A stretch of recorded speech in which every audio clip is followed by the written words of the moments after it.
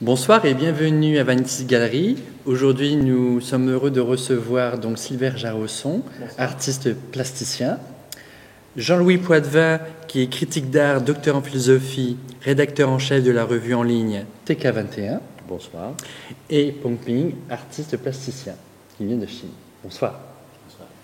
Aujourd'hui, nous allons discuter ensemble justement de l'importance de la nature dans l'art contemporain, sujet ô combien vaste et ô combien d'actualité. La première des choses, je pense, c'est de resituer un petit peu le contexte historique qui est très vaste. On peut partir de l'après-guerre, je pense qu'on ne va pas repartir du XVIIIe siècle, puisque là, ce serait 3 heures. Donc, on a des mouvements comme le Land Art, ou dans les années 70, il y a aussi l'Arte Povera en Allemagne qui a été très important. Et bon, je considère peut-être que vous allez me critiquer et au contraire même rebondir sur ce que je vais dire. Je pense qu'en France en particulier, avec la poussée en fait de l'abstraction, on a eu on a oublié, on a refusé de parler un petit peu de la nature dans l'art contemporain. Malgré tout, on a eu à Beaubourg une exposition des néo-figuratifs dans les années 97. Depuis, on voit quand même un retour de la nature dans l'art contemporain. Et justement, ce soir, on va essayer de discuter sur quels sont les axes de ce retour dans la nature dans l'art contemporain. Alors, je vais d'abord donner la parole à Jean-Louis Poitevin, qui a peut-être déjà une idée, qui a déjà peut-être des perspectives sur cette question du retour de la nature dans l'art contemporain. Alors, retour, je ne sais pas si elle est... Oui, elle a toujours été présente. Jamais finalement disparu. Simplement, les enjeux ou les aspects de la nature qui ont intéressé ou dont les artistes se sont emparés ont profondément changé avec la transformation ou le changement des pratiques artistiques elles-mêmes. En gros, avant, nature était représentation de la nature, pour dire vite, du paysage. Après, au fond, même l'abstraction, en tous les cas, une certaine abstraction, a été extrêmement en phase avec la nature, puisqu'elle allait chercher la nature dans ses, on pourrait dire, dans ses aspects non visibles. Au fond, une grande partie de la peinture abstraite pourrait être considérée comme une tentative de rendre compte des paysages souterrains. Si on s'intéresse à Dubuffet, par exemple, beaucoup de séries d'œuvres de Dubuffet vont travailler sur des matières ou des textures qui seront directement faites avec de la terre ou inspirées de la terre, ou finalement représenteront, si l'on peut dire, comme des coupes géologiques qui ont pu être faites. Donc voilà, ça c'est les deux aspects que l'on peut trouver dans la représentation. Ensuite, on sait que le XXe siècle va s'emparer donc du paysage d'une manière concrète, pratique. Ça, c'est le Land Art qui a été évoqué. Et nous, on va investir des espaces réels, supposés naturels, ou naturels, dans lesquels les artistes vont intervenir d'une manière ou d'une autre, d'une manière, on va dire, violente, avec une tentation pérenne, ou bien de manière extrêmement discrète, avec une tentation vers la disparition, la différence qu'il pourrait y avoir entre la spirale Getty et les œuvres de Goldsworthy, par exemple. Aujourd'hui, dans des pratiques encore plus contemporaines, la nature va être appréhendée dans ses mécanismes, dans ses fonctionnements, et elle va quitter certains artistes vont s'intéresser aux aspects de la nature qui ne relèvent pas directement du visible. C'est-à-dire, quand on parle de paysage ou de land art, c'est des choses qui s'adressent à notre perception. Et donc, on va rentrer dans des processus naturels, mais là, la nature s'ouvre complètement, comme un éventail, et on ira du biologique, de l'infra au micro, jusqu'au cosmique, et donc à l'univers. Et donc, on va inclure dans la nature, j'allais dire, l'ensemble des paramètres, de l'infiniment petit à l'infiniment grand. Et pour terminer, on peut aussi prendre en considération un certain nombre d'œuvres ou de présence de la nature dans des œuvres à caractère peut-être parfois artistique, mais plus sociologique, voire plus engagé. Et là, il est clair qu'il y a aussi un certain nombre de pratiques qui viennent interroger le statut de la nature, mais presque sous un angle, on va dire, politique au sens générique du terme. Alors je vais rebondir sur deux aspects que tu as développés, sur Dubuffet, par exemple la série Macadam, qui est une série qu'il a fait vers la fin de sa vie. C'était très intéressant puisque j'étais guide pour cette exposition à Beaubourg. Quand je parlais avec les conservateurs de Beaubourg, ils n'apprécient pas spécifiquement cette série, la considérant comme la fin de vie de Dubuffet, limite qu'il était un petit peu fatigué pour être poli. Et par contre, j'ai vu des personnes très âgées voir cette œuvre d'art et dire, en fait, Dubuffet, il a compris la vie. Parce que justement, c'est une œuvre de fin de vie. Et dans cette série Macadam, où il représente, on va dire, une nature très micrologique, eh bien, c'est toute une notion de vie, mais il faut avoir une grande maturité pour le percevoir. Et donc aussi, ça, je rebondissais sur ce que je disais, c'est-à-dire qu'il y a eu une période quand même en France où c'était un peu mal vu quand même de dire un petit peu nature. Donc il y a eu beaucoup de, par exemple pour Dubuffet, je veux dire, cette critique a été vraiment violente. Et je sais que, par exemple, si on parle marché de l'art, cette cotation de cette dernière série est catastrophique. Il est considéré comme justement trop fatigué. Et je vais rebondir aussi sur un aspect. Quand tu parles des toutes petites choses ou des très grandes choses, et justement c'est Silver qui pourrait peut-être intervenir là-dessus par rapport à tout ce qui est l'aspect microscopique, parce que dans ton travail, quelquefois on repère des échos de bactéries peut-être, ou alors des cellules. Qu'est-ce que tu en penses quand tu évoques cette idée? Oui, je pense que c'est une idée qui me parle beaucoup. Je pense que quand on commence à s'intéresser à la nature de l'intérieur, et typiquement par exemple à ce qui se passe à l'échelle microscopique, on va plus seulement s'intéresser à observer la nature, comme le faisaient les artistes d'un certain temps. On en a parlé, cette démarche d'imitation qui consiste à observer puis imiter. On commence à rentrer plutôt dans le fonctionnement de la nature, à se poser des questions. C'est une démarche proche de la démarche des scientifiques. On va vers le microscopique à l'origine pour essayer de comprendre, et pas seulement pour une recherche esthétique. Du coup, on est plus projeté sur les processus en œuvre dans la nature, pas seulement son apparence extérieure, mais vraiment la façon, les mécanismes qui sont en œuvre. Et je pense effectivement qu'à partir de ce moment-là, tout cet art naturel, cet art qui tourne autour des thématiques naturelles, va plus seulement s'intéresser à imiter la nature, à la représenter d'une manière ou d'une autre, figurative ou même abstraite comme on l'a dit, mais aussi à reproduire les mécanismes de la nature, les rendre visibles, les imiter à leur tour. Et donc effectivement, on change radicalement, je pense, de façon d'appréhender la nature. Est-ce que tu penses que ce travail que tu as développé d'un point de vue artistique te vient aussi de ce que tu as acquis en faisant tes études dans le domaine scientifique? Alors, effectivement, il y a bien sûr le fait que j'ai étudié la biologie m'a amené à considérer les choses de cette manière-là, mais c'est aussi le fruit de toute une évolution, et avant même que je naisse, les choses étaient déjà en marche, donc c'est pas seulement mes études qui peuvent conduire à ça, mais aussi un petit peu tout un environnement artistique donc, général. Toi, plutôt tu t'inscris dans une continuité artistique. De toute façon, voilà, on s'inscrit toujours dans son temps, donc là, il n'y a pas de doute là-dessus. Mais voilà, il y a vraiment, je pense, cette idée de comprendre plus qu'observer, ce qui n'est pas exactement la même démarche, même si l'un découle de l'autre. Et donc, effectivement, ensuite, mettre en œuvre des mécanismes, donc ne plus dans cette imitation, mais plutôt dans l'analogie de mécanismes, de processus, plus que dans la simple réalisation. Dans ton travail, on constate un mouvement. Le mouvement évoque quoi dans tes travaux picturaux? Le mouvement, bon, ma démarche, à la base, elle est purement abstraite.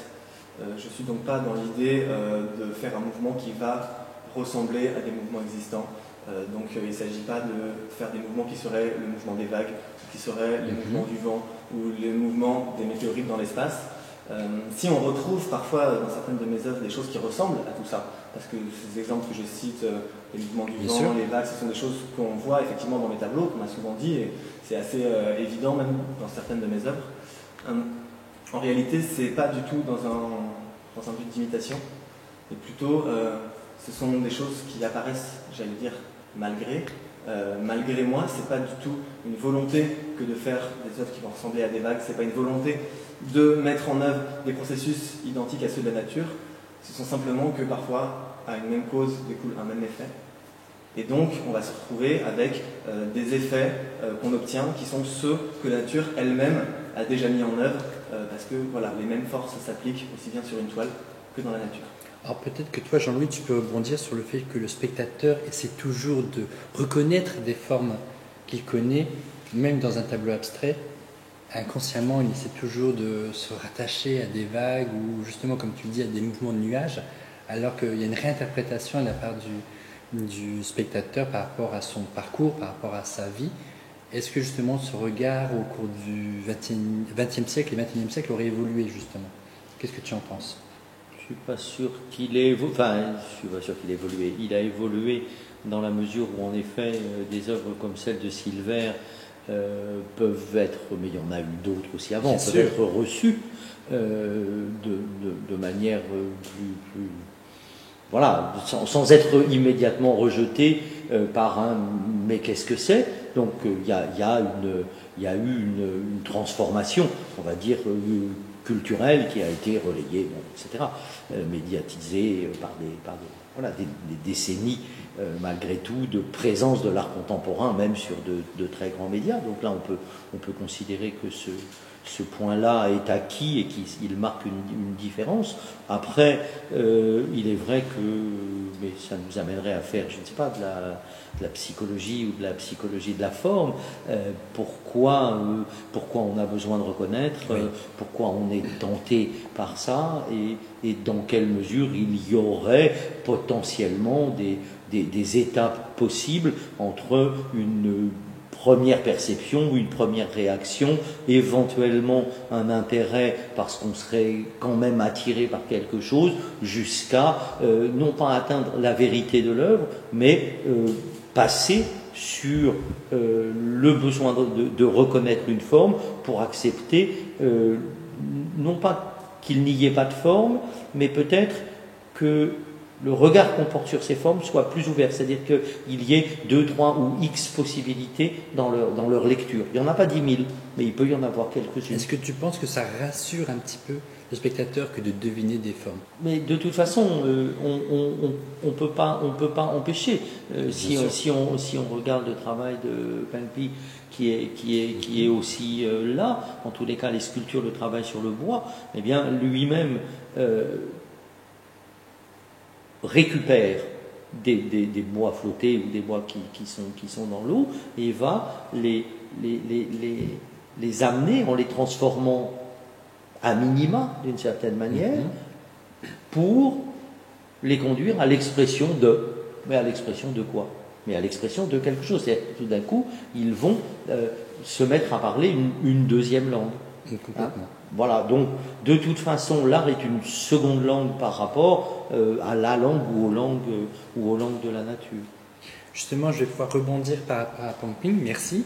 Tout d'abord, Pengping, pourrais-tu nous expliquer ton ressenti, puisque je sais que tu as voyagé en Europe, quelle est la différence entre la Chine et tes voyages à Berlin et à Paris que tu pourrais nous expliquer? 这是我第2次到那个巴黎，第1次是2015年。这一次到巴黎呢，我感觉就是像回家一样，有一种熟悉的感觉。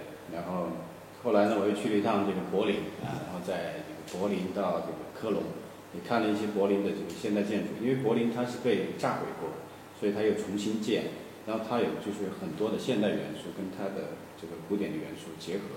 那么在中国也是，但是中国呢是因为这个文革的关系就拆掉了很多，包括很多历史原因吧，所以但是我感觉这个巴黎的保留的状态是我见过的城市里面保存的最好的一个地方所以它的美术馆很多我是最喜欢逛博物馆，可能是因为年纪大了在城市里面穿梭很有感觉。Je voudrais compléter un petit peu, rentrer un petit peu dans le cœur du sujet. Et dans la peinture traditionnelle chinoise, la nature évidemment est importante. Est-ce que tu peux nous dire 2 mots sur son importance justement? 其实这个传统对于不管是对于中国人也好，对于这个法国人也好，或者是对于德国人也好，其实对于整个世界来说，你的传统是你的根基，你永远没有办法把它这个丢失，或者是把它切断。但是在中国呢，那有一段时间也是因为历史的原因，它就已经被这个砍掉。那么我们现在也是需要这个重新回到传统，去了解我们自己。其实你了解传统也是了解自己的一个过程。那这个过程对于一个这个你在从事艺术也好，或者是你在作为一个自然人的这个状态，它是非常重要的。尤其是像做艺术家，你是需要有根基的，你的根基越厚，你做的艺术作品是会更有分量的。对于我来说呢，我是会去吸取各种这种传统文化，包括西方的，包括伊斯兰的，包括我们中国的，就是我要更多的就是把它结合到一起。那么我会看中国的这个佛教，我也会看这个基督教，我也会看这个伊斯兰教，所有这些文化融合到一起。那么你面对它的时候，你怎样去在你的作品中间有这种呈现，这是一个艺术家的这个选择。所以呢，在这个做作品的这个过程当中呢，你是会有你的取舍。那这个取舍来源于哪里？它其实是来源于你对于文化、对于传统的理解和你对这个社会你做出的反应。Justement, je voudrais rebondir par rapport à un fait qui m'intéresse et qui nous intéresse tous d'ailleurs. Comment pourrais-tu expliquer la relation entre les artistes chinois dans l'art contemporain et la nature? 艺术家对于现状吧，其实对于社会啊，对于自然，对于人文，他是会有他自身的这个切身的体会。那么每一个艺术家在面对他所处的这个生活环境的时候，他会做出他的反应。这是作为一个当代艺术家他需要做出的这个就是这个他自身怎么样反馈给社会，也就是他获得了这些关于社会的这些信息和自然的这些信息，然后他通过他的方式反馈出来，通过作品这种方式去呈现的话，他是会有他的选择。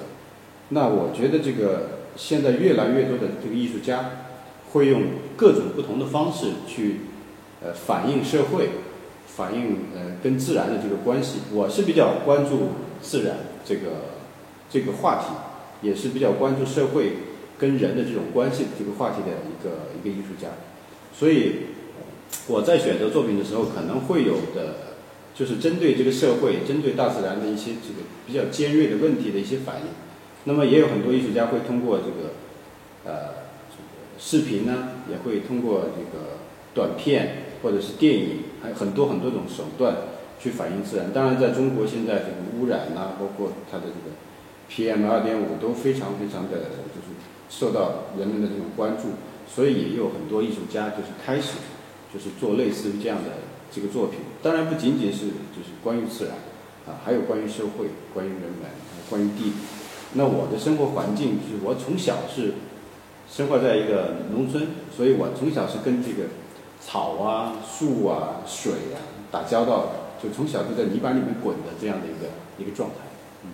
所以我就会更多的会跟自然的这个东西会去呈现，可能也是做这个野草作品，包括自然生长一个作品的一个初衷吧，也是可能是它的渊源。Eh bien, c'est parfait parce que j'ai une question, j'ai envie de rebondir sur cette problématique que tu viens de développer, puisque souvent dans les médias européens ou même occidentaux, on critique la Chine sur son aspect très pollué, on dit que la Chine tue son paysage malheureusement. Crois-tu que cela influence l'art contemporain chinois? 其实是有时候会是一种巧合。我觉得这个做艺术也好，不管你做什么，你需要对就是你的这个环境有一个你本能的一些反应。那么你获得的这些学识也好，你了解的社会的现状，然后你给出的这个反应，其实是我们面对这个社会的这个现状的时候，你迅速的给他一个回馈。这个回馈给到艺术家，可能他就是成为这个艺术作品。那有一些我们可以就是把它看成艺术作品，比如说像在中国的这个农村，就有很多人采这个水田水稻，他可能在水田里面打滚啊，或者在水田里面玩耍，我其实觉得这就是行为艺术，我其实觉得这个就是艺术。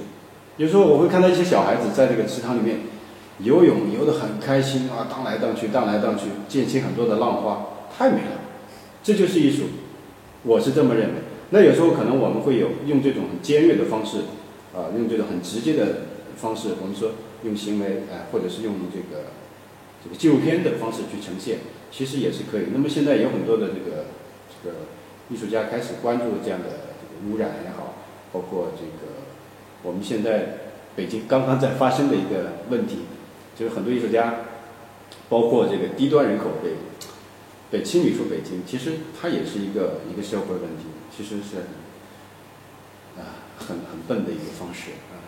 Eh bien justement, Sylvain, j'ai envie de te retourner la question. Considères-tu que l'artiste se doit d'être un sonneur d'alerte? Et plus loin, est-ce que toi tu te considères comme un sonneur d'alerte? C'est une question qui est un petit peu particulière quand on parle d'art abstrait, parce que cette question donc de être ou ne pas être un sonneur d'alerte, qui revient finalement à se demander si l'art abstrait peut être engagé, s'il a un message à porter, ouvrir les yeux du public sur un certain nombre de phénomènes.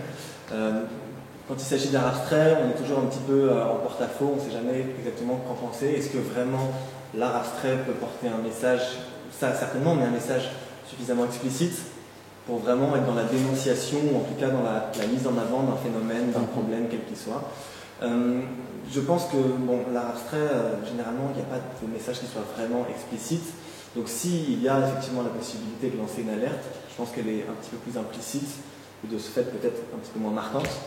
Mais puisqu'on parlait justement de la nature, et à l'heure actuelle, on parle quand même beaucoup d'écologie, où la prise de conscience autour de l'environnement est quand même un des aspects majeurs de la société d'aujourd'hui et de la décennie qu'on vient de connaître. Je pense effectivement qu'un travail comme celui de Peng Pi ou comme le mien, parce qu'il fait référence à la nature, parce qu'il la met en valeur, parce qu'il nous ouvre aussi les yeux sur sa richesse, sa beauté, sa diversité, peut, de façon implicite, indirectement, constituer effectivement quelque chose comme un signal d'alarme. Oui, je pense aussi justement, et je me retourne vers Jean-Louis qui a un beau sourire parce qu'il ne sait pas ce que je vais lui poser comme question. Et justement sur la notion de sonneur d'alerte dont on parle beaucoup depuis 5-6 ans d'un point de vue politique. Et donc, est-ce que pour toi l'artiste sonneur d'alerte c'est une notion qu'on pourrait dire contemporaine ou c'est les sonneurs d'alerte dans le passé qui ont critiqué la société, qui ont essayé d'alerter sur pas que l'écologie? C'est pas pareil. Critiquer et sonner l'alerte, lancer, sonner l'alarme, voilà. Je crois pas que ce soit tout à fait la même chose. Il y a probablement une critique implicite ou explicite quand on sonne, quand on lance une alerte, quand on sonne un peu les cloches. Alors, est-ce que c'est la fonction de l'art? Non. Est-ce que c'est une des fonctions possibles de l'art aujourd'hui? Oui. C'est-à-dire que les strates, la stratification de ce qu'on appelle art, c'est relativement élargi, on le sait au cours du XXe siècle, et on a vu apparaître, enfin il y a peut-être maintenant, oui, une bonne vingtaine d'années, mais disons au tournant du siècle et du millénaire, des pratiques à tendance plus fortement sociologique, où des travaux artistiques vont se tourner vers le passé ou vers l'existant, enfin l'existant d'une situation sociale, une situation écologique par exemple, et travailler de telle manière dans l'approche, d'une telle manière que cela va à la fois devenir œuvre et porter des questions. Mais ce sont des œuvres qui souvent sont très différentes de celles que produisent par exemple Peng Pi et Silver. Alors oui, il y a une strate, plusieurs strates dans les pratiques contemporaines qui tendent vers ça. Mais ça ne recouvre pas l'ensemble des pratiques. Voilà. Bonne réflexion et bonne analyse. J'aimerais justement revenir un peu plus sur ton travail personnel. Et s'il y avait un message à retenir sur ton travail, quel serait-il? S'il y avait un message à déchiffrer, est-ce que tu voudrais nous dire quelque chose? Bon, déjà, je ne suis pas forcément persuadé que la première fonction d'une œuvre d'art soit de transmettre un message. Il y a l'écrit pour ça, il y a les bouquins, il y a les articles de journaux qui sont faits pour transmettre un message de façon explicite. Donc je pense que la question du message dans une œuvre d'art, si elle se pose, bien sûr elle peut se poser, c'est déjà dans un second temps. Donc le premier message entre guillemets que j'aurais à donner, c'est déjà ne cherchez pas immédiatement un message, c'est-à-dire ne sombrez pas immédiatement dans l'analyse en se disant immédiatement mais alors là qu'est-ce qu'il a voulu dire, qu'est-ce que je dois comprendre, quel est le message, même si ça peut venir dans un second temps. Et déjà, et je pense que mes œuvres s'y prêtent, se laisser vraiment immerger, c'est-à-dire laisser vivre un peu le premier instant, la première découverte, l'émotion éventuellement s'il y en a une, les sentiments, ce que ça évoque. On en parlait tout à l'heure, on reconnaît un nuage, on reconnaît une vague. Donc déjà laisser vivre ce moment-là où on n'est pas encore dans l'analyse et dans la théorie, j'allais dire, pour ensuite éventuellement un moment bien sûr passer à quelque chose d'un petit peu plus raisonné. Pour ce qui est du message, ce que j'essaie de mettre en avant, moi, c'est la beauté, et pas seulement la beauté, mais toute la teneur évocative qu'il peut y avoir dans la peinture lorsqu'on la met en mouvement. Donc c'est à la fois, comme on l'a dit, quelque chose d'abstrait, mais quelque chose qui évoque, quelque chose dans lequel on reconnaît, quelque chose que nous, on va avoir tendance à figurationner, ou en tout cas à rattacher à des éléments figuratifs.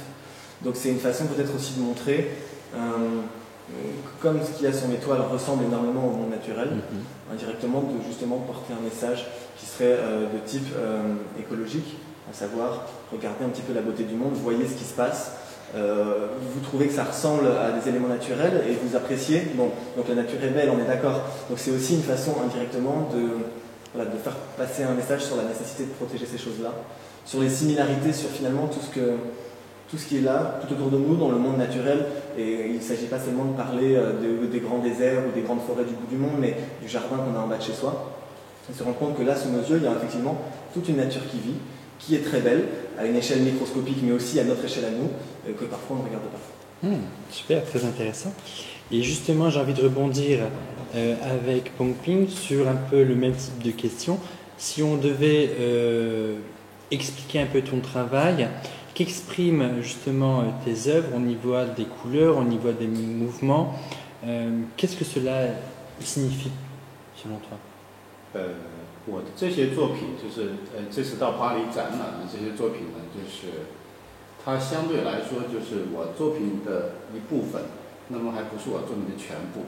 我的这一部分作品相对来说就是它相对比较尖锐，我针对的这个自然的这个问题，然后包括我对于色彩，比如说这个我的彩虹，那么其实在讲一个什么事情呢？我在讲彩虹，它是一个很美丽，就是大家都会以为它是一个非常非常漂亮，而且很向往的一个东西，彩虹很漂亮。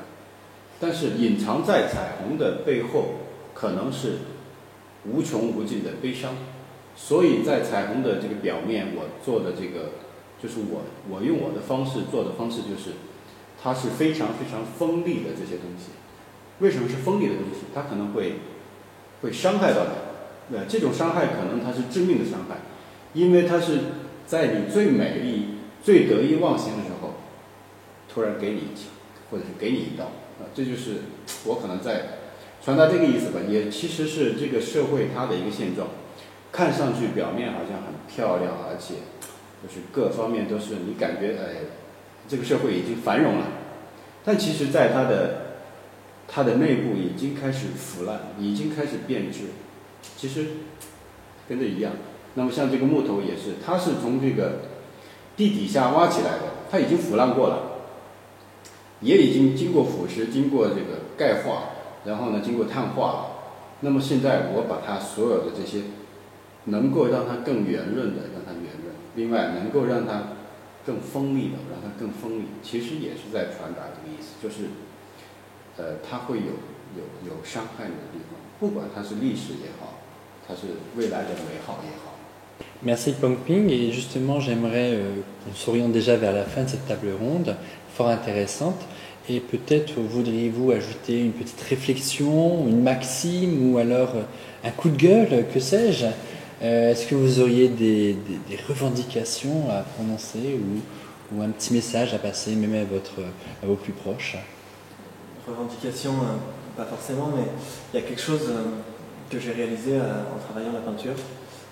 On est souvent surpris quand on se met à peindre, en tout cas de la façon que j'aime moi de le faire, de la quantité de formes et de motifs et de voilà, tout ce qui peut apparaître sur la toile à partir de choses finalement relativement simples, de quelques mouvements de peinture. Et c'est à ce moment-là en fait que je me suis rendu compte de la similarité qu'il y avait entre toutes ces formes qui apparaissaient sur la toile et toutes les formes qu'il peut y avoir dans la nature, toute la biodiversité. Et donc comme voilà, on a beaucoup évoqué ce soir toutes ces thématiques de l'écologie, de la protection de la nature, je voulais un petit peu voilà, souligner évidemment l'importance de la protection de la biodiversité, ça on le sait tous, mais à quel point la peinture peut être une thématique proche, celle de la biodiversité, et même une porte vers cette question de biodiversité. Très intéressant. Jean-Louis, une petite réflexion, une pensée? Une petite réflexion, non, simplement peut-être sur le travail des deux artistes.